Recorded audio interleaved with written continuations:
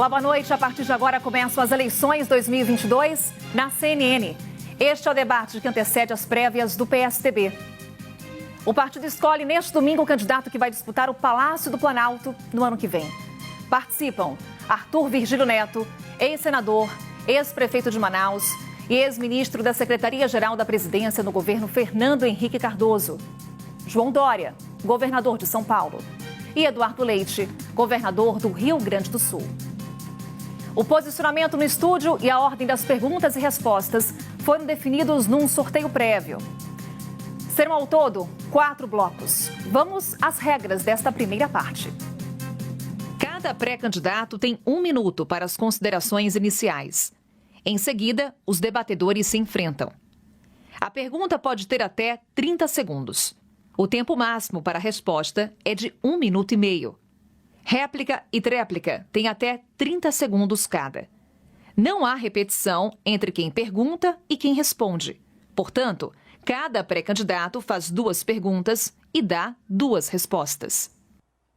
O pré-candidato que entender ter sofrido ofensa por injúria, difamação ou calúnia deve requerer direito de resposta imediatamente. O pedido será analisado por uma comissão da CNN. E caso seja aceito, será aberto espaço para o debatedor responder na abertura do próximo bloco. O candidato terá 30 segundos para se defender. Regras conhecidas, vamos então às considerações iniciais. 1 minuto para cada pré-candidato. Começamos com Arthur Virgílio. Uma boa noite, pré-candidato, e obrigada pela presença. Obrigado, Carol. Obrigado à CNN. Muito respeito, cumprimento o público telespectador. Mas eu viajei por 24 dos 27 estados brasileiros. Uma viagem com muito cansaço, com muita ternura, porque a gente sai de uma visão unilateral e passa a ver o Brasil como se a gente estivesse num platô. É algo inesquecível, algo muito bonito mesmo. Nesse tempo, preguei democracia, que é uma razão da minha vida. Preguei que atentássemos para os problemas que estão ameaçando a região mais estratégica do país e do mundo, que é a Amazônia. Preguei o respeito à mulher, ao negro, aos índios, a todos os oprimidos. E preguei que nós fizéssemos um PSDB independente, começando com uma clara demonstração de que nós somos oposição nítida e forte ao governo que aí está, ao desgoverno que aí está, melhor dizendo. Passo a palavra agora ao pré-candidato João Dória. 1 minuto para suas considerações iniciais, governador. Uma boa noite e obrigada por estar conosco. Carol, boa noite. Muito obrigado pelo convite. Quero cumprimentar Arthur Virgílio, meu colega, companheiro das prévias. Da mesma forma, meu colega, companheiro das prévias, Eduardo Leite. E a você, assinante telespectador da CNN, nós estamos aqui fazendo democracia. 3 candidatos do PSDB nas prévias. O único partido do Brasil que faz prévias é o PSDB, porque nós acreditamos que o pensamento pode ser compartilhado com você, que nesse momento assiste aqui a CNN. Todos nós rodamos o Brasil, falamos com filiados, com militantes, com aqueles que representam a grandeza e a alma de um partido que tem 1.400.000 filiados. Falando sobre saúde, educação, geração de emprego, proteção ambiental, proteção social e os valores do PSDB. O partido da responsabilidade fiscal, o partido dos genéricos, o partido de Fernando Henrique Cardoso, o partido da vacina. E agora, caminhando para as prévias que acontecerão no próximo domingo.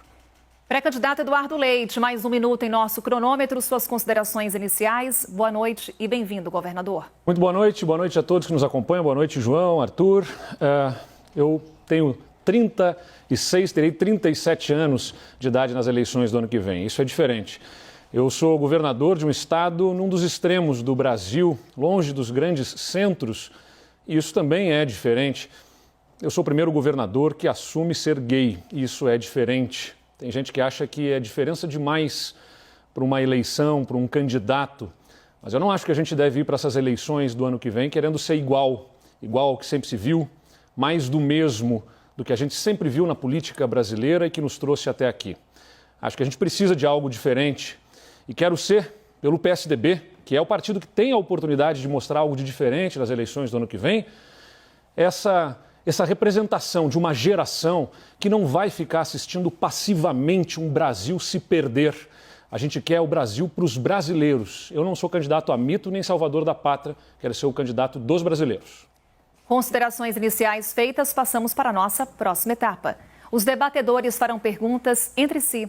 Quem começa é o pré-candidato Arthur Virgílio. O senhor tem 30 segundos para uma pergunta direcionada ao pré-candidato João Dória, por favor. Tomara que os primeiros sejam sempre os primeiros, até o final. Mas, Dória, nós temos essa preocupação enorme com a Amazônia. Nós sabemos o que ela representa para o futuro deste país e até para a segurança nacional. Nós estamos vendo agora a União Europeia começar a propor o boicote a produtos de exportação brasileiros. É um desgoverno que está aí. Eu pergunto qual é a solução efetiva que você vê para a região amazônica, que deve ser considerada como um patrimônio de todos os brasileiros, de norte a sul. 1 minuto e meio para a resposta, João Dória. Arthur, um tema importante e significativo, não só para a região amazônica, que você representa tão bem, mas para o Brasil. Primeiro, pagamento por serviços ambientais. O Brasil, com seriedade e com um governo que confia, acredita e protege o meio ambiente, deve propor pagamento por serviços ambientais para as nações do primeiro mundo, como agora na COP, na Cúpula do Clima, aliás, onde Eduardo Leite e eu estivemos, posicionando a defesa ao meio ambiente. E com um governo sério, com credibilidade, é perfeitamente possível que o PSA, pagamento sobre serviços ambientais, seja feito à região amazônica e ao país. 2 é a proteção ambiental, impedir a invasão de territórios indígenas, proteger os ribeirinhos, proteger os caboclos e aqueles que vivem na região amazônica. Defender a Zona Franca, assim como você defende, eu também, porém, com uma nova estruturação para exigir dos investidores nacionais e internacionais que formem um fundo mensalmente com a aplicação de recursos para proteger. A mata de pé vale mais do que a floresta deitada. E construir também, através desses mecanismos, a proteção a todos aqueles que vivem e dependem da região amazônica para a sua sobrevivência. Nós estaremos juntos nessa luta, Arthur, para defender o meio ambiente, defender a região amazônica e defender o pagamento sobre serviços ambientais. Passamos para a réplica, são 30 segundos, Arthur Virgílio. Muito bem, João. São boas diretrizes, a gente precisa completá-las. E aí vem a questão de eu entender que está na hora de a Amazônia ter um presidente da República. Nós precisamos juntar todo o mundo científico do país para apressarmos a entrada em cena dessa riqueza trilionária que é a biodiversidade. Nós precisamos cuidar dos rios que não vivem sem a floresta e da floresta que não vive sem os rios. Num governo meu, primeiro dia fora desmatadores. A Amazônia viva.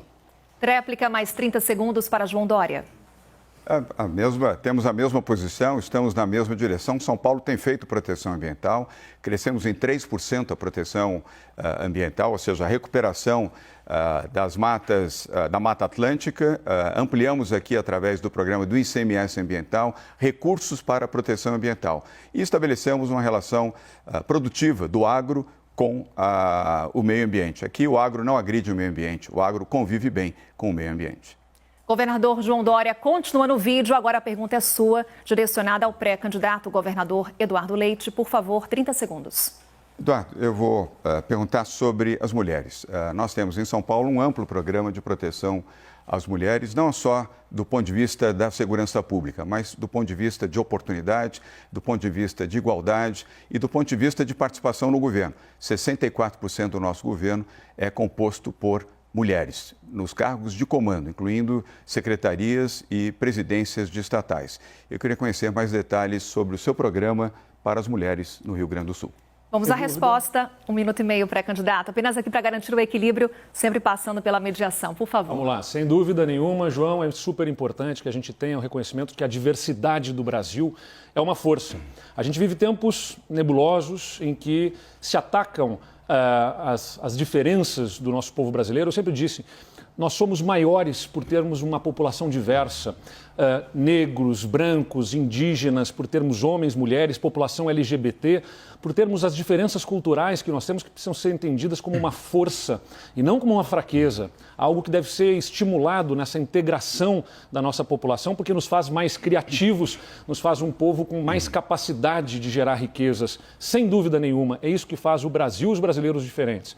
E na questão de gênero das mulheres, eu também, assim como observo o que você faz aqui em São Paulo, tenho composição de mulheres em posições estratégicas de governo. Aliás, os maiores orçamentos do governo do Estado do Rio Grande do Sul são gerenciados por mulheres na Secretaria da Educação, na Secretaria da Saúde e até mesmo na Secretaria da Agricultura, que é um tema que era tão masculino que no Rio Grande do Sul tem uma força importante, que tem uma mulher também no comando. Os principais bancos de desenvolvimento do Estado que desenvolveram políticas públicas voltadas ao empreendedorismo feminino, inclusive com crédito oferecido de forma mais facilitada para aquelas empresas que tenham no comando mulheres ou no capital social um maior número de mulheres participando. E também as delegacias para fazer o combate ao feminicídio, né, que é um tema que infelizmente está na ordem do dia. João Dória, vamos à réplica, 30 segundos. Eduardo, convergimos nesse tema, não há dúvida. Nós também aqui amparamos e protegemos a diversidade em todos os planos, mas especialmente as mulheres. Temos hoje 139 delegacias da mulher, criamos o SOS Mulher, criamos também a DDM Online, Delegacia da Mulher Online, e na atividade empreendedora, além daquilo que você fez e corretamente no Rio Grande do Sul, nós acrescentamos aqui o apoio às mulheres negras empreendedoras em São Paulo. As mulheres devem ter o seu papel assegurado e garantido pelo Estado. Mais 30 segundos, tréplica, Eduardo Leite. O Rio Grande do Sul tem pela primeira vez uma mulher chefe da Polícia Civil e teve pela primeira vez uma policial militar, uma coronel no alto comando da Polícia Militar do Estado. Com isso, a gente triplicou o número de patrulhas Marias da Penha, né, pelo Estado todo para combater feminicídio e violência contra a mulher. Ampliamos o número de salas das Margaridas para atendimento às mulheres vítimas de violência. E é nessa linha que a gente atua para poder viabilizar essa condição de igualdade, de respeito às diferenças que o Brasil deve viver. Pré-candidato Eduardo Leite, hora da sua pergunta. Será para Arthur Virgílio. 30 segundos, por favor. Arthur, você abordou aqui com o João, na sua pergunta, o tema da Amazônia, que é tão caro para você e que eu quero lhe dar mais oportunidade de falar com 1 minuto e meio aqui sobre este tema. Como você salientou, infelizmente, a União Europeia hoje anuncia que vai impor restrição a importações de commodities de regiões que não têm um compromisso de combate ao desmatamento e com o combate às mudanças climáticas. Então, queria saber, com seu tempo aqui, 1 minuto e meio, para você falar sobre a sua visão e a ação que o governo federal deve ter nesse sentido. Pré-candidato Arthur Virgílio, 1 minuto e meio é o tempo Obrigado, para a sua Eduardo resposta. Leite. Na verdade, é coisa que eu falo há décadas. Meu primeiro discurso na Câmara dos Deputados foi sobre o incêndio que, não pagando imposto de renda, isenta de imposto de renda, a Volkswagen tocou no sul do Pará e destruiu muita biodiversidade.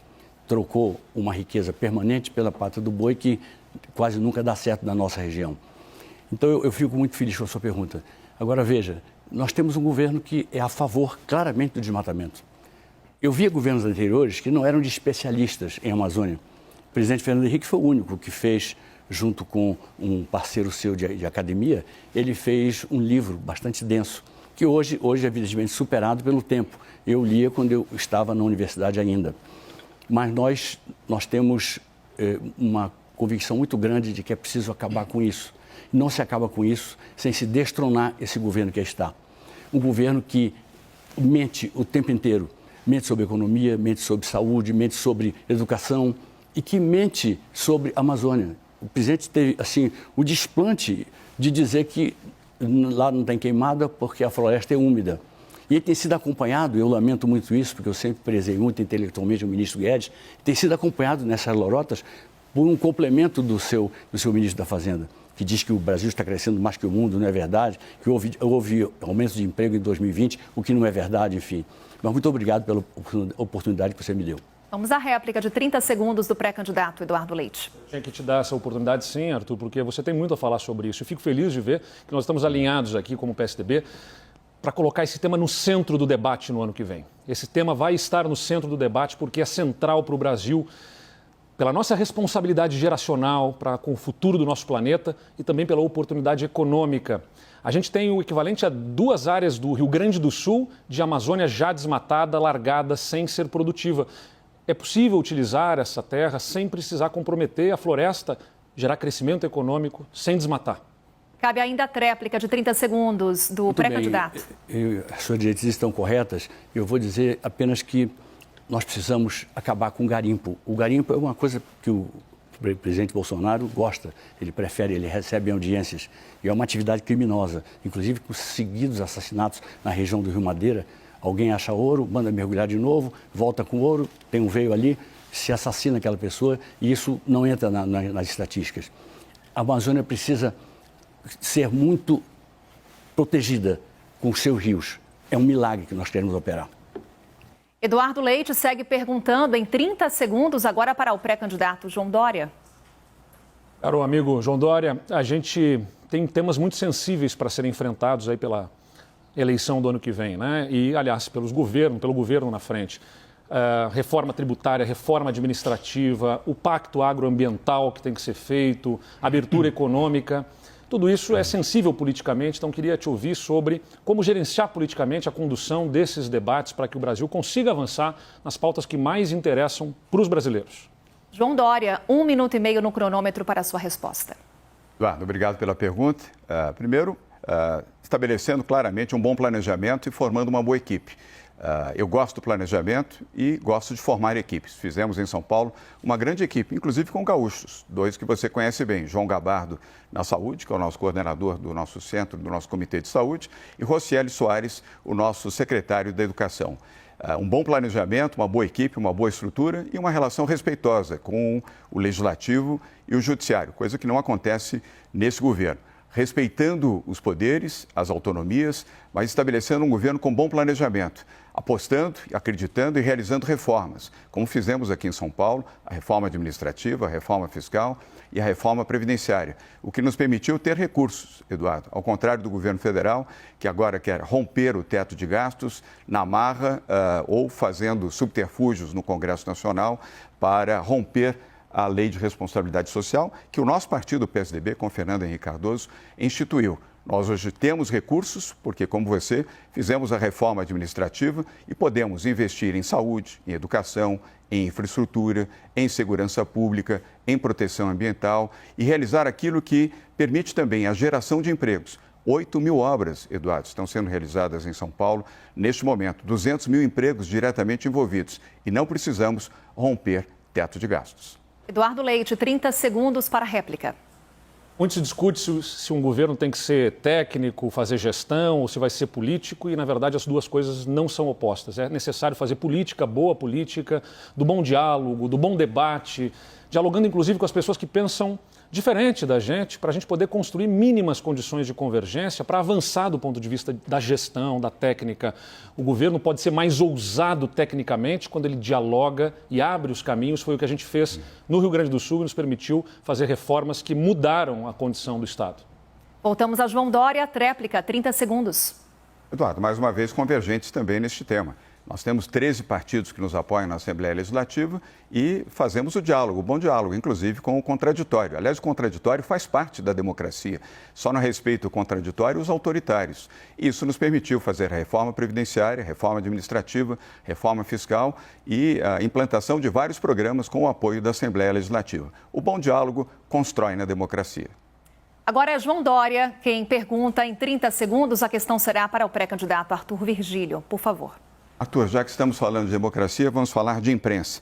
Nós temos um compromisso, o PSDB, o nosso partido, sempre teve na defesa da democracia, na defesa da liberdade de imprensa, na defesa do jornalismo livre e soberano. Não é o caso nem do PT, nem do governo Bolsonaro. Bolsonaro fez recentemente agressões a jornalistas na sua recente visita à Itália e o PT ensaia novamente um programa de mordaça à imprensa. Eles só aceitam a imprensa que lhes atende e lhes satisfaz. Qual é a sua visão sobre esse tema, Arthur? 1 minuto e meio, Arthur. Pois não. Minha mulher diz que eu jamais poderia ser careca, porque eu levei tanta pancada na cabeça lutando nas ruas contra a ditadura, e a imprensa era um dos nossos temas fundamentais, o respeito aos trabalhadores, a luta contra os desacertos econômicos, a falar de corrupção que havia que apenas não era noticiado, enfim. Eu tenho convicção de que nós não seremos nunca um país desenvolvido se não melhorarmos bastante a segurança da imprensa. O Brasil é um dos países onde mais morre jornalista por assassinato a cada ano. Ele se equipara com os países de menor entendimento político e menor capacidade de realização social. E nós não podemos ser assim. Então vamos entender que a liberdade ela é muito ampla. Tem a liberdade das mulheres, a liberdade dos índios, a liberdade dos parlamentares de serem, dentro da ética, serem livres. Agora, a liberdade de imprensa é fundamental. Quando criticam uma pessoa de bem, essa pessoa de bem percebe que pode ter errado ou pede a correção. Quando querem manietar a imprensa, é porque querem, na verdade, trabalhar, negociar, trabalhar situações escusas, trabalhar o desrespeito a algo que, para mim, é um valor absoluto, que é a democracia. Espaço agora para a réplica, mais 30 segundos, João Dória. Está certo, Arthur. E o PSDB sempre respeitou a democracia e a imprensa. Nos 8 anos de governo Fernando Henrique, nenhum jornalista foi agredido, emparedado ou intimidado, seja por redes sociais, pessoalmente ou em coletivas. Aqui mesmo na CNN, a jornalista Daniela Lima foi emparedada, foi agredida moralmente e quase chegou fisicamente por petistas e por bolsonaristas. Este não é o caminho é respeito pela livre imprensa, pelos jornalistas e os veículos de comunicação. Para encerrarmos esse ponto, tem tréplica de 30 segundos para Arthur Virgílio. Pois não, e já que estamos tão de acordo, eu saí de casa disposto a fazer desta a reunião da conciliação dos candidatos do PSDB. Eu queria perguntar a você, João, e é a pergunta que eu estendo ao João, ao Eduardo, se você empenha a sua palavra de honra de que com qualquer resultado, derrota ou vitória, você fica no PSDB. Você jamais sairá do PSDB. A mesma pergunta eu estendo ao Eduardo Leite para que nós firmemos realmente um pacto. E esse pacto significa nós desbolsonarizarmos o PSDB de vez, de cabo a rabo. Arthur Virgílio, seguimos juntos aqui no vídeo. Agora para a sua pergunta, então, direcionada ao governador Eduardo Leite. Por favor, 30 Eduardo, segundos. Eu então começo com essa pergunta, viu? E se você assume, o João teria que me dizer isso, eu entendo mais ou menos o que ele pensa, mas você assume esse compromisso de, com vitória ou com derrota, permanecer no PSDB e de nós trabalharmos juntos, levando em conta todas as dificuldades, para desbolsonarizarmos uma grande parte do partido? Governador Eduardo Leite, 1 minuto e meio para a sua resposta. Arthur, eu escolhi como partido com 16 anos, quando pude me filiar, o PSDB. Estou há 20 anos no PSDB. Eu assumo esse compromisso. O PSDB, eu não pude participar da fundação dele, porque eu tinha 3 anos de idade, quando ele foi fundado lá em 1988. Mas o PSDB fundou em mim as minhas convicções políticas, que é possível sim a gente conciliar uma visão moderna de gestão, em que o Estado tenha responsabilidade com as contas, não gaste mais do que arrecada, que tenha responsabilidade de modernizar a máquina para que ela entregue serviços melhores para a população, mas que ao mesmo tempo que olha para dentro, para a organização, para a gestão, tenha sensibilidade social. É fundamental que dentro dos principais gabinetes estejam pessoas com sensibilidade, que vivam a vida real dos brasileiros. Eu quero ser lá dentro do principal gabinete do Palácio do Planalto, a mesma indignação que eu vejo aqui fora, o inconformismo com a situação de um Brasil, de gente que passa fome, que se toca e que é tocado quando a gente vê uma notícia como eu vi hoje, de uma menina de 8 anos, numa escola pública no Rio de Janeiro, que desmaiou por não ter o que comer, por estar com fome. A gente precisa ter sensibilidade e precisa fazer gestão com responsabilidade para que dessa sensibilidade venha a capacidade de transformar a vida das pessoas. O PSDB oferece isso, é o meu partido, tenho grande orgulho e é onde eu vou ficar. Senador Virgílio, réplica, 30 segundos. Muito bem, isso acaba com a porção de boatos. Nós temos que reafirmar essa unidade por aí. E claro, eu falei da bolsonarização do PSDB, que é uma coisa descabida, e digo que nós temos uma situação que não pode perdurar mesmo, muito menos com a ajuda do PSDB. Essa história dos precatórios é um ataque claro ao plano real, que é o alicerce fundamental da economia brasileira. Então, qualquer um, um desvariado qualquer, pode cometer esse erro imperdoável, mas é imperdoável mesmo quando se trata do PSDB. Réplica do governador Eduardo Leite. A economia do Brasil precisa do PSDB. O real já não compra mais nada lá fora e muito pouco aqui dentro.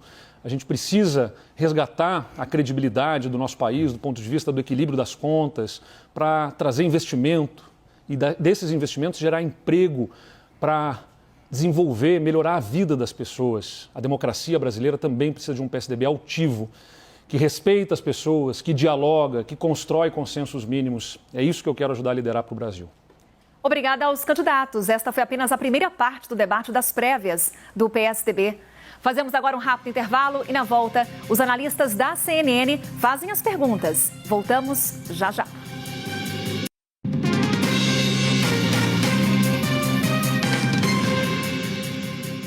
Estamos de volta com o debate das prévias do PSDB. O partido escolhe no próximo domingo o candidato que vai disputar o Palácio do Planalto em 2022.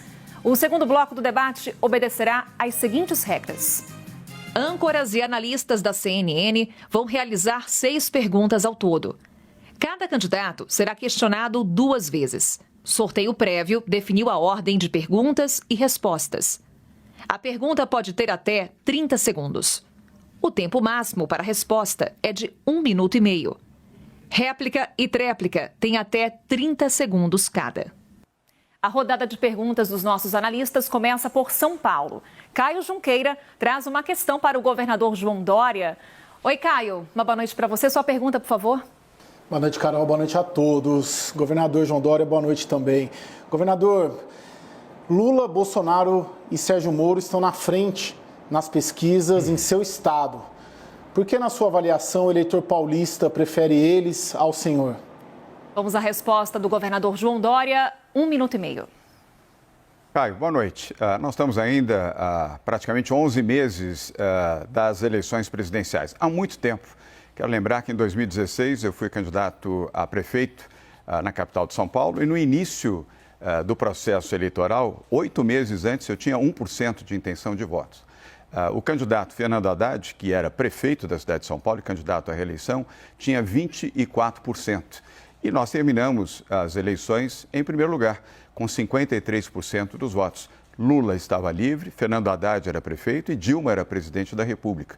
E mesmo diante deste enfrentamento, o eleitorado fez a sua opção e nós vencemos, ao lado do Bruno Covas, do saudoso Bruno Covas. Boas políticas públicas que estamos realizando aqui em São Paulo, na área da educação, na área da saúde, com a vacina, na educação, com as escolas de tempo integral. Caio, um programa econômico vigoroso sob a liderança de Henrique Meirelles, programas também na área cultural, com Sérgio Saleitão, programas na área ambiental, programas que geram empregos e oportunidades. São Paulo já gerou 797 mil novos empregos, Caio, nesses primeiros meses, de janeiro até setembro deste ano. E tem um crescimento previsto de 7,5% no seu PIB, gerando empregos, gerando oportunidades, protegendo os mais pobres, amparando a todos. E por isso mesmo, com o tempo, nós chegaremos a um bom resultado em São Paulo, um bom resultado do PSDB nas eleições de outubro do próximo ano. Caio, eu volto para você, mais 30 segundos.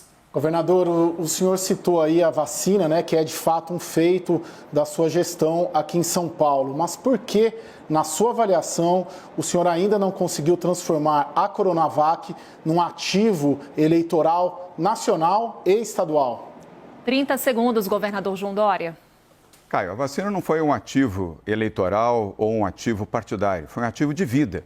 E por isso mesmo que nós a viabilizamos. Eu não tenho a expectativa de que a vacina possa eleger alguém, e sim proteger pessoas. E é exatamente o sentido do que fizemos. E continuaremos a fazer, protegendo vidas, gerando empregos, gerando oportunidades, falando a verdade, construindo um governo bem-sucedido, um governo honesto, sem corrupção e um governo que trabalha para reduzir as desigualdades sociais, com a Bolsa do Povo, com os programas do Alimento Solidário e com atenção aos mais pobres. Tem mais perguntas chegando? Agora do Rio de Janeiro. Quem está lá é o nosso analista Leandro Rezende. Leandro, uma boa noite para você. Vamos lá, sua pergunta, 30 segundos. Obrigado, Carol. Governador Eduardo Leite, uma boa noite para o senhor. O governo do presidente Jair Bolsonaro mostra os números e os especialistas provocou um derrame de armas de fogo no Brasil. Se o senhor for eleito, o senhor vai mudar a política de acesso dos cidadãos às armas de fogo ou vai manter do jeito que o presidente Jair Bolsonaro vem fazendo desde 2019? Pergunta ao governador Eduardo Leite. Não pode passar essa resposta de 1 minuto e meio, por favor. Leandro, o nosso compromisso com a segurança pública é com a presença forte do Estado para enfrentar a criminalidade. O aumento do acesso às armas não é uma estratégia que gere melhoria da segurança pública. No Rio Grande do Sul, a gente está mostrando isso. A gente tem os melhores indicadores da década na redução de homicídios, que reduziu mais de 35% no nosso governo. A gente conseguiu reduzir no estado do Rio Grande do Sul o roubo de veículos em mais da metade. A gente conseguiu reduzir mais do que pela metade o roubo de veículos. Assaltos a banco no estado do Rio Grande do Sul, nós reduzimos em mais de 70% ao longo dos últimos 2 anos e meio, por presença forte do Estado, do governo, e não simplesmente por distribuir armas à população.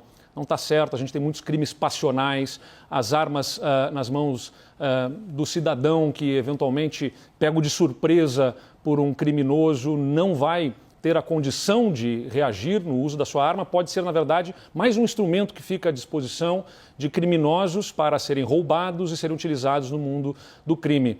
No governo do Rio Grande do Sul, nós tínhamos um problema fiscal, de desequilíbrio das contas, seríssimo, que comprometia a capacidade de investimento na segurança pública. A gente fez as reformas, reorganizou o governo, e o investimento que a gente está fazendo na segurança agora é o equivalente, até o final do ano que vem, a 2 vezes a soma do investimento dos últimos 13 anos lá no Rio Grande do Sul. Leandro, mais uma intervenção, 30 segundos. Governador, a gente tem um problema que está posto. Hoje, as armas de fogo nas mãos dos cidadãos e dos colecionadores já estão em número maior do que as armas nas mãos das forças de segurança estaduais. O senhor vai estimular algum tipo de política para tentar recolher e tirar um pouco das armas de fogo em circulação do país? Volta ao governador Eduardo Leite, mais 30 segundos. Eu não acho que o encaminhamento deva ser o absoluto desarmamento. Acho que em situações específicas, em questões de propriedades rurais, onde o acesso é mais difícil, cabe sim ter a possibilidade deste porte de armas para a proteção da sua propriedade. Mas, seguramente não se trata de termos uma política armamentista que nas mãos dos cidadãos acaba significando mais espaço para mais violência. O nosso governo, pela frente, nós vamos ter uma política de segurança nacional que vai, junto com os estados, enfrentar a criminalidade. Seguimos para Brasília agora. Nosso analista Gustavo Uribe está conosco e traz uma pergunta para o senador Arthur Virgílio. Oi, Uribe, uma boa noite para você, bem-vindo. Boa noite, Carol. Boa noite, senador Arthur Virgílio. Senador, o preço dos combustíveis atingiu o maior valor real dos últimos 20 anos. O governo federal tem estudado algumas alternativas, a criação de um fundo de estabilização com recursos da Petrobras ou até uma alíquota única do ICMS. Que alternativas o senhor estuda, caso seja eleito presidente da República, para evitar que oscilações, tanto no dólar como no barril do petróleo, cheguem ao consumidor? Senador, 1 minuto e meio. Todas as soluções nesse campo apresentadas pelo governo federal são falsas. O que resolveria isso de verdade seria nós tratarmos para valer a questão da responsabilidade fiscal, a questão do controle da inflação, a questão de normalizar a vida cambial do país. O país está numa situação tão grave e hoje as pessoas preferem sempre investir em renda fixa do que ir para a Bolsa. Então parece até que o Brasil não é um país verdadeiramente capitalista e eu prego um país verdadeiramente capitalista, enfim. Então, eu digo que se nós tivéssemos a economia equilibrada, se tivéssemos as instituições funcionando, se estivesse havendo equilíbrio na Fazenda e estivesse havendo juízo na presidência da República, nós teríamos muito claramente como contornar essa questão. Sem nada mirabolante, sem fundo disso, fundo daquilo, nada disso. Seria apenas um país organizado e de volta com o tripé macroeconômico do presidente Fernando Henrique, apresentado a ele pelo ex-presidente do Banco Central dele, uma figura genial. Responsabilidade fiscal, câmbio flutuante e metas de inflação. Se nós fizermos isso e mais as reformas, eles não fizeram uma reforma, não fizeram uma privatização. Eu li ainda há pouco que o Bolsonaro criou, diz que vai privatizar, criou 90 estatais novas. Isso parece que até agora era desconhecido entre muita gente. Uribe, volto com você. Mais uma pergunta para Arthur Virgílio? Candidato, o senhor defendeu privatização. O senhor defende, então, o discurso do presidente Jair Bolsonaro e também do governador de São Paulo, João Dória, de privatização da Petrobras? Acha que seria uma solução para o controle dos preços dos combustíveis? 30 segundos, senador. Eu não defendo a ideia do presidente, porque ele não tem ideia, enfim. Se eu coincido com o João Dória, que beleza, que maravilha. Agora, não tenha dúvida, eu entendo que a solução verdadeira para se cuidar desse assunto é ter o Brasil arrumado como um todo, é ter o Brasil harmônico, o povo e a economia e o povo, e parlamentares que não participem dessas coisas, dessas excrescências, tipo emenda de relator, que, na verdade, abrem outro rombo fiscal, outro falso espaço fiscal. E voltamos ao Rio de Janeiro. É Fernando Molica quem está conosco a partir de agora com uma pergunta ao governador João Dória. Oi, Molica, boa noite. Boa noite, Carol. Boa noite, governador. Caso o senhor seja escolhido candidato à presidência pelo PSDB, o senhor admite a possibilidade de abrir mão dessa candidatura caso ao longo da campanha um outro candidato da terceira via esteja em melhor posição nas pesquisas, com uma condição maior de derrotar no segundo turno Lula ou Jair Bolsonaro? Resposta de João Dória em 1 minuto e meio. Molica, boa noite. Eu já fiz referências nesse sentido. Sim, nós estamos construindo a terceira via, talvez a melhor via pelo PSDB, pela força das prévias, pela força de 3 candidatos que estão percorrendo o Brasil, estão debatendo, como estamos fazendo hoje aqui na CNN, mas sempre pensando no Brasil. Os nossos sentimentos dos 3 candidatos que aqui estão não é um sentimento individualista, não é um projeto pessoal, é um projeto do PSDB e um projeto para o Brasil. Vamos sim nos sentar, aquele que vencer as prévias, com outros partidos, outros líderes, para dialogar sobre o Brasil e construir uma alternativa que faça frente aos extremismos de Lula e de Bolsonaro. O Brasil está cansado do extremismo. Nós escolhemos o remédio errado para corrigir a corrupção do governo Lula e agora temos a incompetência do governo Bolsonaro. Não podemos escolher o medicamento da corrupção de Lula para extrair Bolsonaro do governo. Temos que encontrar uma nova alternativa e essa alternativa passa pelo PSDB, passa pelos partidos do Centro Democrático Liberal e por aqueles que, como eu, como Eduardo e como Arthur, acreditam na liberdade, na democracia, na redução das desigualdades, numa economia próspera, liberal, mas que seja efetivamente praticada. E o bom diálogo. É através do diálogo que se constrói a democracia e o entendimento. E assim faremos. O PSDB saberá construir o diálogo pelo Brasil. Molica, a palavra está com você. Bem, o senhor falou agora na possibilidade de união de partidos, mas dentro o PSDB está muito dividido. Há pouco o prefeito Arthur Virgílio falou em união entre vocês, os senhores candidatos. Por exemplo, dentro do PSDB, o deputado Aécio Neves entraria nesse processo de união interna? 30 segundos, governador João Dória.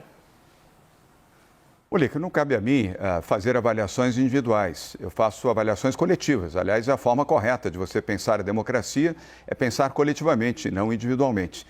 Pelo PSDB, eu não tenho dúvida sobre a liderança de Bruno Araújo, com a participação do Eduardo Leite e do Arthur Virgílio, vamos sim construir uma alternativa com outros partidos, outros líderes brasileiros que merecem respeito pela democracia, contra Lula, contra Bolsonaro e a favor do Brasil. De São Paulo, a pergunta que chega agora é da nossa analista Raquel Landim. Raquel, uma boa noite para você. Sua pergunta será para o governador Eduardo Leite, por favor.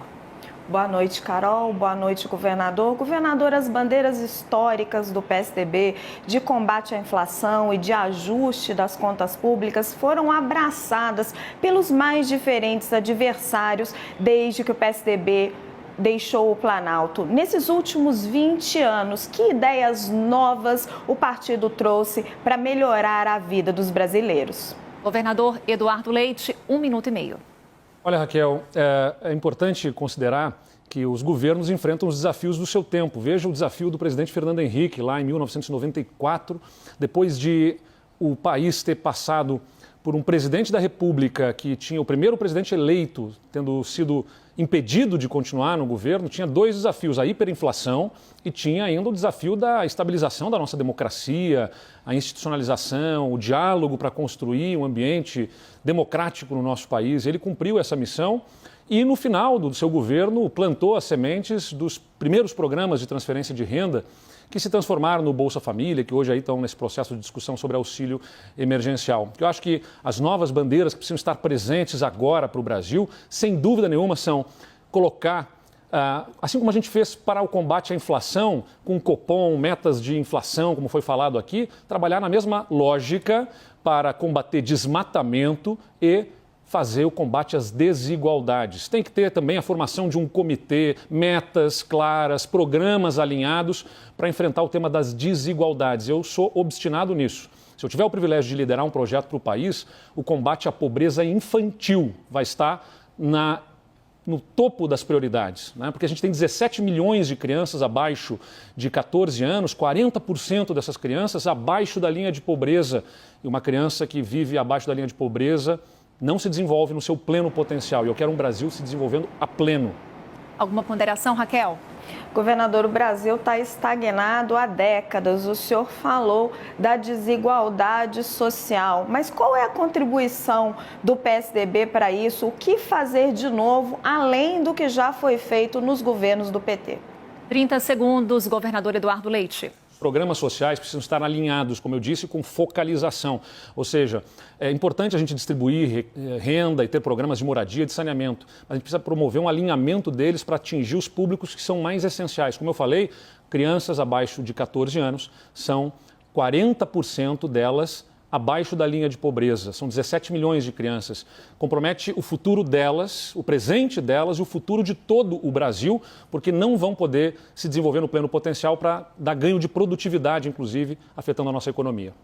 Para fecharmos a rodada de perguntas, vamos a Brasília com a nossa analista Basília Rodrigues. Basília, uma boa noite para você. O senador Arthur Virgílio aguarda a sua pergunta. Boa noite. Oi, tudo bem, Carol? Pré-candidato, boa noite ao senhor também. Eu gostaria de saber quais são os limites da disputa interna do PSDB, tanto do clima interno, como estão aí essas tratativas, e também na hora da definição sobre quem vai ser o candidato tucano. De quantas, né? Com quantas bicadas se faz o ninho tucano neste momento de definição? Vocês pretendem repetir o desempenho de 2018, deixando para a última hora e vendo aí uma debandada do grupo de aliados do PSDB? Sua resposta, senador, Nós 1 minuto e meio. temos que desbolsonarizar o PSDB. Temos que apresentar um projeto que seja de continuidade, seja a segunda etapa de um governo tucano, com reformas, com mais reformas, com retorno à estabilidade econômica, porque parece que foi uma coisa antiga lá com o Fernando Henrique, mas não, está de pé tudo aquilo que nós fizemos no governo dele. E outra coisa, numa prévia, você discorda, bicada de amor não dói. O que dói é bicada mal intencionada, enfim. Se tem alguém, por exemplo, no PSDB que é a favor do Bolsonaro, é óbvio que a gente tem que dizer para ele que tem 1000 partidos que gostam do Bolsonaro. Se dirija a um deles. Eu preferiria ter um partido com 12 deputados do que ter um partido com 30, sendo 20 e tantos bolsonaristas, enfim. É uma questão de convicção, de que nós começamos com 27 deputados que tomavam conta de todos os trabalhos do plenário da Câmara dos Deputados. E tínhamos uma meia dúzia de senadores que dominavam o debate no Senado Federal quando da fundação do PSDB. Agora, nós precisamos realmente perceber que nós demos um mergulho no escuro e precisamos emergir. As prévias são uma bela iniciativa do presidente Bruno Araújo. Eu não concordo com essa questão do voto. O governador tem mais votos do que uma pessoa individual. Eu sou a favor de one man, one vote, um homem, um voto. Mas, para começar, eu aceitei participar das prévias para começar. Não são o meu ideal, mas para começar. Então, eu creio que a gente tem tudo para fazer uma bela unidade e fazer uma bela campanha. Uma campanha fraterna e não importa as bicadas. Basília, espaço para mais uma intervenção sua. Exatamente. Qual a força hoje dessa ala que pode se dizer bolsonarista dentro do PSDB? Como o senhor mesmo destacou, tem que desbolsonarizar. Para qualquer candidato, seja o senhor, Leite ou Dória, é a bancada que vocês querem ter? 30 segundos, senador. Essa que está aí, a maioria é bolsonarista. Ela tem votado com o Bolsonaro. Ela tem um maestro, que é uma figura que eu não quero citar, porque já teve muito ibope, eu não quero dar nenhum para ele mais. Mas a verdade é que nós precisamos realmente ver essas pessoas se definirem. Eu falei com o presidente Bruno Araújo e disse que a gente precisa logo depois encaminhar isso. E digo que sim, acho que a gente tem que caminhar até antes das eleições, no prazo de inscrição em outro partido, enfim. Mas nós temos tudo para fazer um partido forte, coeso e limpo. Aos debatedores e aos nossos analistas, muito obrigada. Fazemos uma breve pausa e tem mais no próximo bloco. Na volta, os candidatos se enfrentam novamente. Esperamos você. Até já.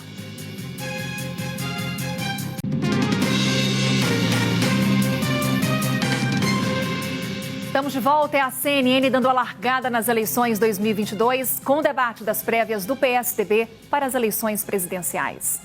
Este bloco terá a mesma dinâmica do primeiro. Vamos rever as regras. A pergunta pode ter até 30 segundos. O tempo máximo para a resposta é de 1 minuto e meio. Réplica e tréplica têm até 30 segundos cada. Não há repetição entre quem pergunta e quem responde. Portanto, Cada pré-candidato faz 2 perguntas e dá 2 respostas. A diferença é que agora quem começa é o pré-candidato Eduardo Leite, que pergunta para João Dória. São 30 segundos. João, continuando na esteira das diferenças que a gente pode fazer aí, o PSDB, na vida das pessoas, a gente já está fazendo nos nossos governos, no Rio Grande do Sul. Nesse momento, a gente está entregando mais de 400 mil, quase 500 mil cartões em que 2 programas vão ser feitos para as famílias. O Devolve ICMS, devolução de ICMS para a família de baixa renda, e um programa de permanência dos estudantes no ensino médio. Então, eu queria saber a sua análise sobre programas como esse, que vão entregar recursos para as famílias mais pobres, em contrapartida, permanecer aí os jovens na escola. João Dória responde em, no máximo, 1 minuto e meio. Eduardo, parabéns pelas iniciativas, são corretas e são boas. O PSDB sabe fazer política social. Aprendeu, fez e realizou com Fernando Henrique Cardoso, com Dona Ruth Cardoso, os programas sociais que, aliás, deram origem aos programas que o PT rebatizou. O PT não fez, ele rebatizou programas que foram realizados com muita dignidade para a redução da pobreza, sob a liderança de Dona Ruth Cardoso e sob o comando de Fernando Henrique Cardoso. Aqui em São Paulo, nós estabelecemos um amplo programa para garantir a empregabilidade, mas mediante pagamento. Fizemos a Bolsa do Povo, Eduardo, com R$ 535, pagando pelo trabalho daqueles que precisam do trabalho e precisam da renda. Em São Paulo, assim como no Rio Grande do Sul, nós não damos dinheiro para que as pessoas fiquem em casa. A dignidade está em respeitar o trabalhador e oferecer a ele a sua oportunidade. Garantimos também 4.300.000 cestas do alimento solidário para as pessoas que não têm o que comer. Aqui em São Paulo, nós oferecemos a vacina no braço e a comida no prato. E também um amplo programa de educação. Da mesma maneira que no Rio Grande do Sul, nós aqui acreditamos que a educação muda a história e a vida de uma criança e de um jovem. E nós aqui implementamos o programa de escolas de tempo integral, sextuplicando o número de escolas e de alunos também. Tínhamos 100 mil alunos, Eduardo, hoje temos 1.122.000 alunos. Políticas sociais, o PSDB sabe fazer, fez e voltará a fazer à frente da presidência da República do Brasil. Eduardo Leite tem 30 segundos, é a réplica. O Devolve ICMS, que a gente criou, é um programa que vai devolver trimestralmente R$ 100 para as famílias de baixa renda que estão no cadastro único, que recebem o Bolsa Família. Eu vi que o Vale Gás aqui do governo de São Paulo, João, é um programa temporário e que tem como caráter de exclusão as famílias que estão no Bolsa Família. Essas não recebem. Eu até sugeri que essas famílias possam receber aqui, né? Como a gente está fazendo no Rio Grande do Sul, porque são as famílias que mais precisam e assim a gente ajuda as famílias em situação de vulnerabilidade no momento de preços crescentes. Vamos à tréplica de João Dória, mais 30 segundos.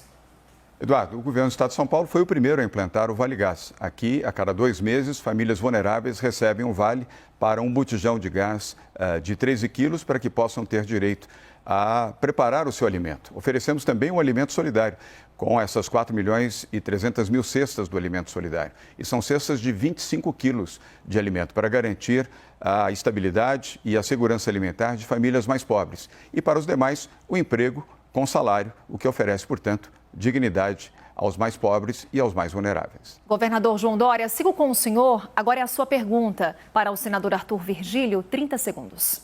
Arthur, vamos falar sobre ciência e tecnologia, um tema, aliás, que nós não tratamos nem sequer nos outros debates. Mas aqui em São Paulo nós temos um investimento robusto de 17 bilhões de reais para a pesquisa e a ciência.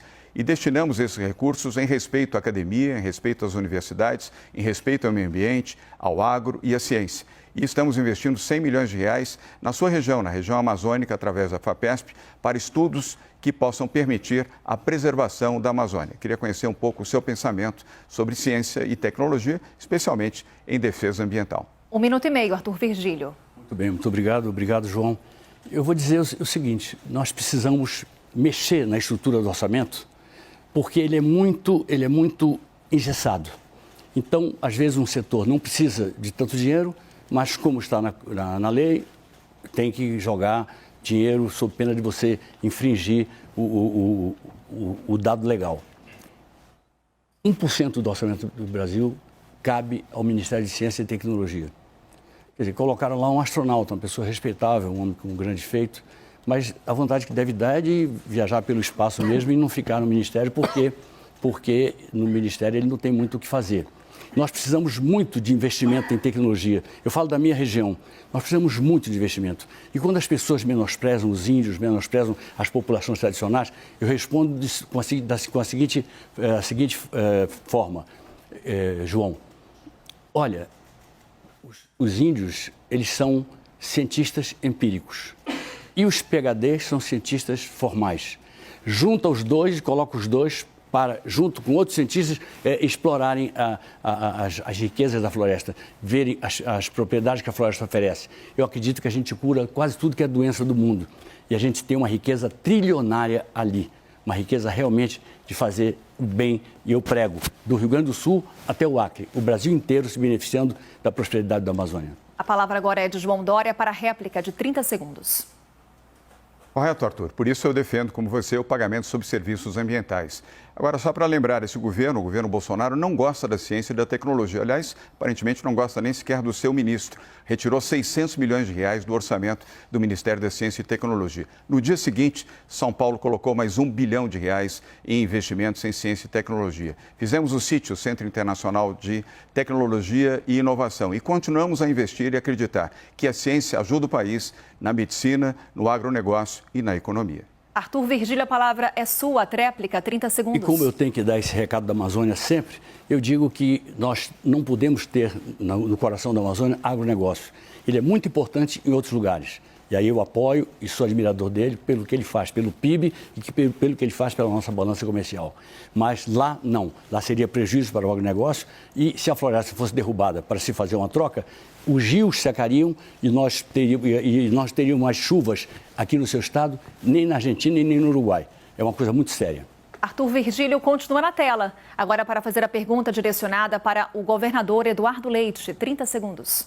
Eduardo, eu pergunto a você, a Zona Franca de Manaus, ela é vista com muito preconceito. As pessoas adoram a floresta, mas odeiam quem mantém a floresta em pé.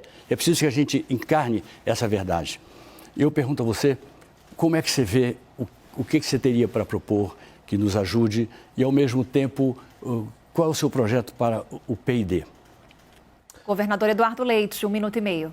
A gente, Arthur, acho que também está mais ou menos alinhado nessa compreensão, pelo que eu vi do João aqui falando. Nós precisamos de uma reforma tributária no Brasil. Essa reforma tributária, ela precisa retirar complexidade, né? Ou seja, a dificuldade que tem para o contribuinte, que tem uma série de regimes especiais que acabam gerando distorções, complexidade na classificação dos itens, se produz aqui, ali, tem situações diferentes. Mas a Zona Franca de Manaus, ela se estabeleceu numa outra lógica, de um outro momento, e a gente não pode simplesmente apertar um botão e desligar, né? O compromisso de todos nós tem que ser com o desenvolvimento da Amazônia, inclusive para manter essa floresta em pé, como você disse, eu estou plenamente de acordo em relação a isso. E por isso, qualquer mudança em relação à Zona Franca de Manaus não pode acontecer sem apresentar-se qualquer outro tipo de medida que garanta o investimento necessário, o apoio para projetos de pesquisa e desenvolvimento que você aqui citou, que ajudem esta região a se desenvolver. Agora, o ideal é que a gente possa fazer isso estimulando aquilo para o que a região é vocacionada e não simplesmente importando outras vocações para lá. Mas tem o meu compromisso, né? A gente vai trabalhar no desenvolvimento desta região, como de todas as regiões do Brasil. Quando a gente faz uma reforma tributária, você está desativando um modelo tributário passando para outro. Claro que isso exige um processo de transição para não deixar ninguém para trás. Senador, temos réplica de 30 segundos. Eduardo, eu faço só um reparo.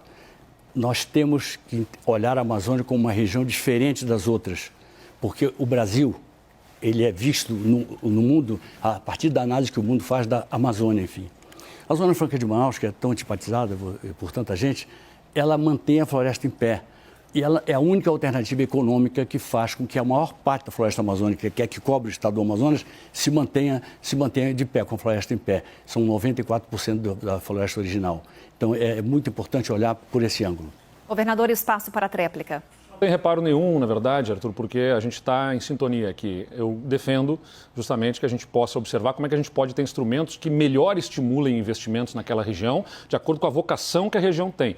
A Zona Franca de Manaus foi desenvolvida num outro tempo, numa outra circunstância, para desenvolver outras vocações econômicas que não estão necessariamente ligadas àquilo para que a região é efetivamente vocacionada. De repente, outros instrumentos podem ajudar a desenvolver ainda mais e melhor essa região do que em relação a esta Zona Franca no jeito que ela está, mas nada será feito deixando alguém para trás. Arthur Virgílio continua perguntando. Agora quem responde é o governador João Dória. Arthur Virgílio, sua questão, por favor. Muito bem, João Dória. Eu faço uma pergunta a você bastante simples. Eu entendo isso. Temos uma região que é a mais estratégica do mundo, talvez. Uma região que, se maltratada, ela pode gerar uma intervenção militar aqui. E não acontece nada com quem invadir a Amazônia. Ela passa simplesmente a ser propriedade de outros países, enfim. Então nós temos que olhar com muito carinho isso tudo. Então é preciso realismo e força para nós colocarmos a realidade nas nossas cabeças. Governador João Dória, sua resposta, 1 minuto e meio. Bem, não há discordância. Eu tive anos atrás, e Arthur sabe disso, a oportunidade de estabelecer com um grupo de empresários aqui de São Paulo as bases para a criação da Fundação Amazônia Sustentável, a FAS, que hoje tem uma estrutura operando, com sede em Manaus, e que garante a árvore de pé. Ela financia a população ribeirinha, incluindo indígenas, caboclos e, repito, ribeirinhos, para que mantenham a floresta de pé. E o Arthur sabe disso. A floresta de pé, a árvore de pé, vale muito mais do que deitada. Mas também é preciso que aqueles que cuidam sejam remunerados. E a FAS, a Fundação Amazônia Sustentável, que tem o seu investimento basicamente privado por doações, isso nasceu dentro de uma política realizada a partir de um congresso que nós fizemos aqui em São Paulo. Ela vem sendo um bom exemplo, uma boa demonstração de que esse é o caminho. Nós temos que pagar pelo serviço ambiental e garantir à população ribeirinha e também aos indígenas que eles tenham a capacidade de sobreviver, protegendo a floresta. E aqui em São Paulo, Arthur, fazemos aquilo que é a nossa obrigação. Aumentamos a cobertura vegetal em 3% nesses 3 anos. Estamos fazendo o maior projeto ambiental do país, com 4 bilhões de reais, que é a recuperação, a limpeza e a despoluição do Rio Pinheiros. E ainda tendo a oportunidade de investir, como eu já mencionei, 100 milhões de reais em pesquisa para a proteção da floresta amazônica. Estamos sintonizados. O Brasil precisa da floresta. Senador, 30 segundos para a réplica. Muito bem. Eu entendo que nós temos que fazer desse assunto algo massificado. Eu vou voltar a discutir isso com o Eduardo Leite daqui a pouco. Nós temos que massificar mesmo isso, porque o Brasil sem a floresta amazônica, ele é um Chile mais gordinho um pouquinho, é um país insignificante. E nós somos capazes de alimentar os brasileiros de norte a sul do país. Eu não canso de repetir, se nós soubermos olhar com sabedoria e com humildade. Aqueles que não sabem, procurem aprender, mas é uma obrigação dos brasileiros realmente salvar aquela região, porque ela salva o Brasil. Ainda cabe a tréplica de João Dória, por favor. Não há nenhuma discordância nisso. Eu queria até ressaltar que um técnico do Amazonas, Virgílio Viana, comanda a FAS, a Fundação Amazônia Sustentável. Ele esteve agora na COP, assim como eu estive, repito, Eduardo Leite também. Aliás, outros 11 governadores lá estiveram também. Diferentemente do governo federal, que se propõe se distancia da descarbonização, nós defendemos pelo PSDB a descarbonização, o Race to Zero e o Race to Resilience e a proteção da floresta amazônica. Governador João Dória, agora é o senhor quem pergunta para o governador Eduardo Leite em 30 segundos. Eduardo, vou voltar ao tema da educação, um tema tão importante para nós do PSDB, de um governo que, repito, com Fernando Henrique Cardoso, fez grandes transformações sob a liderança de Paulo Renato, que você teve a oportunidade de conhecer, e eu também.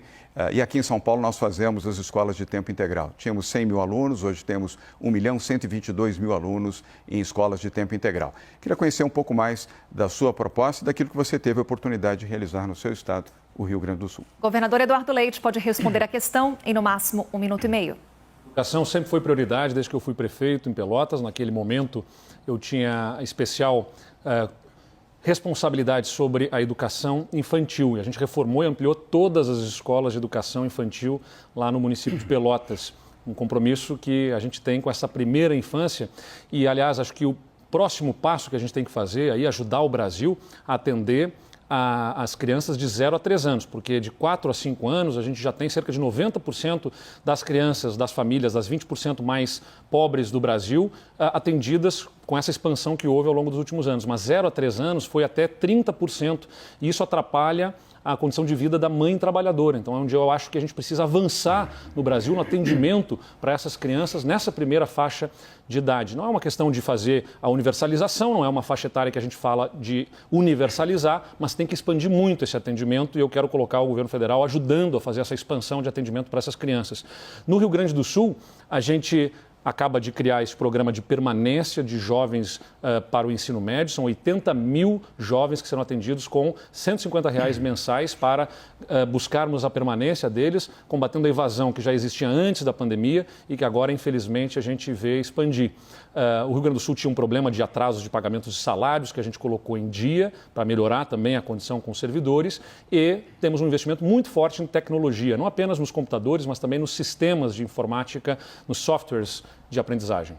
João Dória, a palavra é sua para a réplica, 30 segundos. Eduardo, aproveitando a sua boa citação da educação infantil, muito importante. Aqui nós ampliamos as vagas em creches desde que fui prefeito na capital de São Paulo. 67 mil novas vagas em creche para exatamente atender a primeira infância. Fundamental se desejamos ter crianças em condições de cumprir o currículo escolar, oferecendo refeição, oferecendo bom ensino, qualidade de ensino, proteção e principalmente uma perspectiva de futuro. Educação infantil é fundamental para o Brasil. E a obrigação também do governo federal apoiar os municípios que fazem as creches e administram a educação infantil. Eduardo Leite, tréplica, 30 segundos. Como eu disse, cada governo enfrenta os desafios do seu tempo. Eu queria ter tido o privilégio de ter Geraldo Alckmin antes de mim aqui, porque eu sei que esse programa, né, de apoio à educação infantil vem já de antes, e que bom que o João aqui pôde colocar ele acelerando, como ele gosta de falar. Mas que bom que tinha quem fez o trabalho antes, como Serra, Geraldo, que ajudaram a dar essa condição. Lá no Rio Grande do Sul a gente tinha uma etapa anterior, né, a ser feita por conta de não termos essa mesma condição de avanço nos períodos anteriores, mas a gente está avançando sim para tornar o Rio Grande do Sul mais uma vez exemplo na educação, e apresentamos um investimento bilionário agora para as escolas gaúchas. Governador Eduardo Leite, sigo com o senhor, mas agora para a sua pergunta, que vai encerrar esta etapa. Quem responde é o senador Arthur Virgílio. 30 segundos. Acabou de passar, Arthur, pela experiência, e estamos passando ainda da pandemia, né? E o Amazonas passou por episódios muito tristes, muito duros, que mobilizaram o Brasil inteiro, o Rio Grande do Sul também, para dar suporte e ajuda na gestão da pandemia. Você era prefeito lá em Manaus, não é responsabilidade sua, né? Essa questão dessa gestão que eu estou falando, mas eu queria ouvir você sobre a gestão da pandemia, os dados, as evidências, como é que você fez a gestão no último ano do seu governo da pandemia, e como é que você acha que o governo federal precisava se comportar na gestão de uma pandemia como essa. 1 minuto e meio, senador. Não foi generoso comigo o governo federal. Eu recorri, inclusive, à ajuda internacional.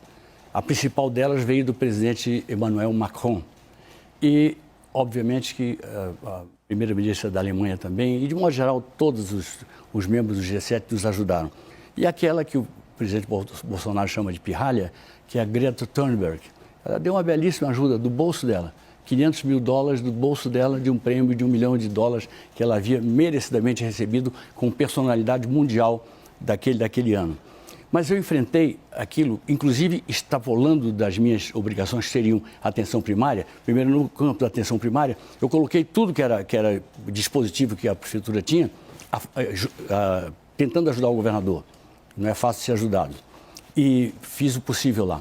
Fizemos um hospital de campanha com a iniciativa privada. E foi uma coisa boa, salvou muitas vidas, enfim. Mas o importante é que eu me dediquei tão de corpo e alma àquela luta que eu sabia que ia pegar o Covid e peguei o Covid. E fiquei 33 dias hospitalizado entre a vida e a morte. Ou seja, eu fiquei com 50% de chance de morrer e 50% de chance de viver. E eu lhe digo uma coisa, é duro mesmo. Agora, queria aproveitar o tempinho que eu tenho, mas dizer que eu lembrei o nome da pessoa, claro, que não podia esquecer, é o Armínio Fraga, quem introduziu o tripé macroeconômico no governo do presidente Fernando Henrique. Não se pode esquecer um homem daquela qualidade. Passo a palavra ao governador Eduardo Leite, 30 segundos em nosso cronômetro para a réplica. Sobre a gestão da pandemia, eu quero apenas destacar o que o IPEA, o Instituto de Pesquisa Econômica Aplicada, destacou hoje. O Rio Grande do Sul no topo aí dos estados que trabalharam melhor com os indicadores e as evidências. O estudo diz o seguinte: o governo do Rio Grande do Sul adotou um sistema robusto voltado à incorporação de evidências científicas para o enfrentamento da pandemia, possivelmente sem equivalente no Brasil. O enfrentamento à pandemia foi baseado em uma estratégia abrangente, clara e formada por evidências. É o respeito à ciência que a gente precisa no Brasil. Mais 30 segundos, senador. Absoluta razão você tem, Eduardo. Você ficou me devendo uma resposta, que foi aquela do... Eu perguntei se o projeto para o P&D, para pesquisa e desenvolvimento, e eu digo que é um dinheiro gerado lá no Estado e que é sistematicamente desviado do Amazonas, eu digo que surrupiado da economia da região amazônica como um todo. Mas... parabéns pelo trabalho que você fez durante a pandemia. Eu fiz o que estava ao meu alcance, mas não contava com a parceria. Lembra que o governador é aquele homem da asfixia, junto com a cloroquina do presidente Bolsonaro. Obrigada, pré-candidatos. Vamos à última pausa no debate das prévias do PSDB. Voltamos com muito mais em instantes. Nós esperamos você. Até já.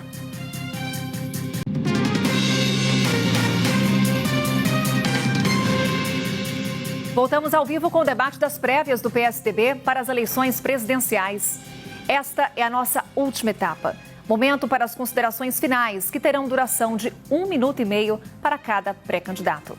Começamos com o pré-candidato Eduardo Leite, 1 minuto e meio em nosso cronômetro. Essas eleições talvez sejam as mais importantes da história recente do Brasil.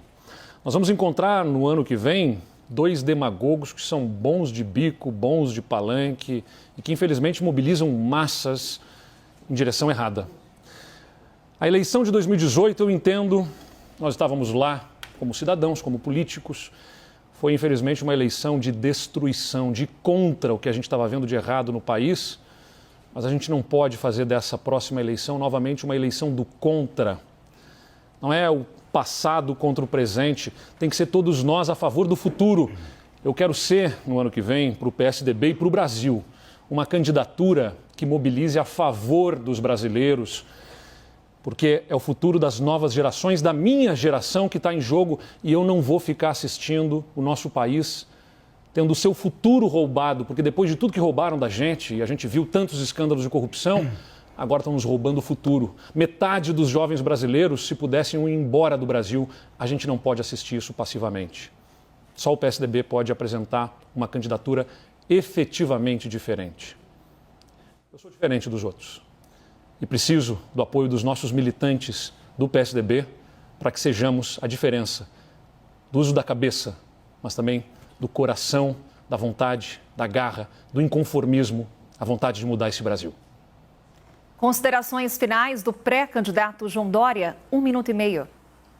Carol, parabéns a você, parabéns aos jornalistas da CNN e à CNN pela iniciativa. Parabéns também a você, Eduardo, e a você, Arthur. Fizemos um debate altivo, com sentimento e com propostas, e sem ressentimento e sem brigas. Esse é o PSDB, essa é a vantagem das prévias que estamos realizando. Por isso, você, filiado ao PSDB, você que mesmo não sendo filiado, tem a oportunidade de conhecer aqui 3 candidatos que gostam do Brasil, que amam o Brasil e querem bem ao seu povo e querem bem ao futuro do povo brasileiro. Eu quero registrar aqui a minha admiração por Fernando Henrique Cardoso, por José Serra, por Mara Gabrilli, por aqueles que ajudaram a fazer o PSDB no passado e a construir o presente, Mário Covas e também a Franco Montoro. E dizer que nós estamos aqui para fazer uma nova política, a política pela saúde, a política pela educação, a política pelo emprego, a política para a redução das desigualdades sociais, a política pela liberdade e pela democracia. Sou filho de um deputado caçado pela ditadura. Eu respeito a democracia e respeito também a necessidade de termos políticas públicas que possam permitir a redução da desigualdade, principalmente pela geração de empregos. E a educação igual e positiva, especialmente para os mais frágeis, para os mais vulneráveis. O PSDB pode sim modificar o Brasil. E eu estarei na condição ao lado do Eduardo e ao lado do Arthur e de milhões de outros brasileiros que querem o bem do nosso país. A liberdade, a democracia, o crescimento, o emprego e a educação. Boa noite a todos. E agora as considerações finais do pré-candidato Arthur Virgílio, 1 minuto e meio. Obrigado, Carol. Obrigado a toda a CNN pela belíssima lição de democracia que deu. E eu tenho a dizer, de maneira prática, que sou candidato a presidente, meu número é 452, para quem vai votar nas prévias. Mas quero falar agora do Brasil. Eu passei meu aniversário, dia 15 de novembro, em Belo Horizonte. As pessoas, meus amigos não acreditam nisso. Que uma pessoa com a minha idade, com o tempo que eu tenho de vida pública, 43 anos, passa seu aniversário, um deputado só de todos os que estavam lá me recebeu. Fizemos uma bela festa, uma bela festa. O Brasil me enternece, porque eu não tenho pena do Brasil. Eu quero oportunidade para o povo brasileiro lutar. O Brasil me enternece. Me enternece porque nós sabemos que é muito pouco se dizer que tem 15 milhões de desempregados, 6 milhões que deixaram de procurar emprego. Eu digo uma coisa mais estarrecedora. 116 milhões de brasileiros não têm absoluta segurança alimentar.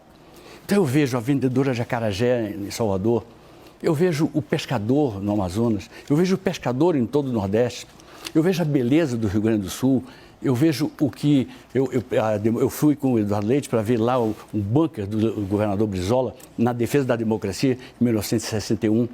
O Brasil me enternece, o Brasil me dá forças, o Brasil me leva para ter realmente uma brutal disposição de, sendo ou não sendo presidente, lutar sempre pelo seu povo. Obrigada aos pré-candidatos. Uma boa noite e boa sorte aos três. A definição do partido será no próximo domingo e a CNN vai acompanhar. E, claro, obrigada a você pela companhia.